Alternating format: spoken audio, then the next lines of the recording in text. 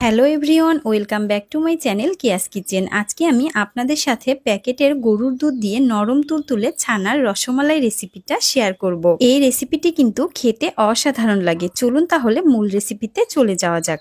রেসিপিটি বানানোর জন্য প্রথমে আমি 2 প্যাকেট লিকুইড গরুর দুধ নিয়েছি। এখানে আমি হাফ লিটার করে মোট 1 লিটার দুধ নিয়েছি। এই দুধগুলো দিয়ে আমি প্রথমেই ছানা বানিয়ে নিব। 1 লিটার দুধের মধ্যে আমি দিয়ে দিচ্ছি 1 চা চামচ ঘি। ঘি দিলে ছানাটা একদম সফট হবে।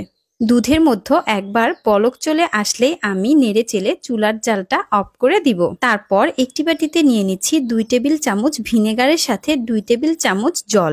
তারপর এগুলো মিশিয়ে আমি একপাশে রেখে দিব। গরম দুধের মধ্যে আমি দিয়ে দিব 1 কাপ পরিমাণ নরমাল জল। তারপর আমি ভিনেগার একটু একটু করে দিয়ে ছানা কেটে নিব। গরম দুধের মধ্যে ঠান্ডা জল দিয়ে মিশিয়ে নিলে তারপর ভিনেগার মিশালে ছানাটা একদম সফট হবে।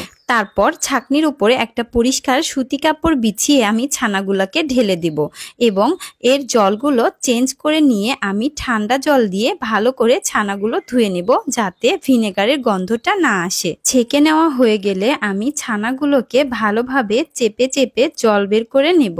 এখানে অবশ্যই বেশি শক্ত করে চাপা যাবে না, তাহলে ছানাটা প্রবলেম হতে পারে। জল বের করা হয়ে গেলে আমি এভাবে গিট দিয়ে একপাশে কোনো কিছুর সাথে ঝুলিয়ে রাখবো। 2-1 ঘন্টা মতো ঝুলিয়ে রাখলেই হবে।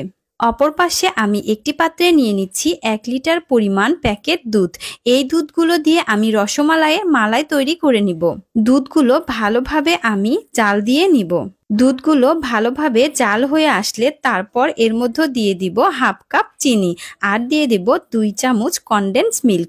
আপনারা চাইলে কিন্তু এখানে কনডেন্স মিল্কের পরিবর্তে গুঁড়ো দুধও ইউজ করতে পারবেন।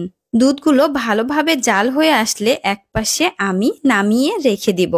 রসমালাইগুলো আমি যে পাত্রে সেট করব সেই পাত্রে আমি দুধগুলোকে নামিয়ে একপাশে রেখে দিচ্ছি। অন্যদিকে আমি ছানার ডোটা ভালোভাবে হাত দিয়ে ভেঙে নেব এবং কয়েকটা টিস্যু পেপার একসাথে বিছিয়ে ছানার মধ্যে যদি জল থাকে সেগুলোকে ভালোভাবে চেপে চেপে নিব। এখানে কিন্তু অবশ্যই খেয়াল রাখতে হবে যে ছানার মধ্যে যেন একটুও জল না থাকে, তাহলে ছানাগুলো রসের মধ্যে দিলে ফেটে যাওয়ার সম্ভাবনা থাকে। এরপর আমি হাতের তালুর সাহায্যে ছানাগুলোকে ভালোভাবে মথে নেব।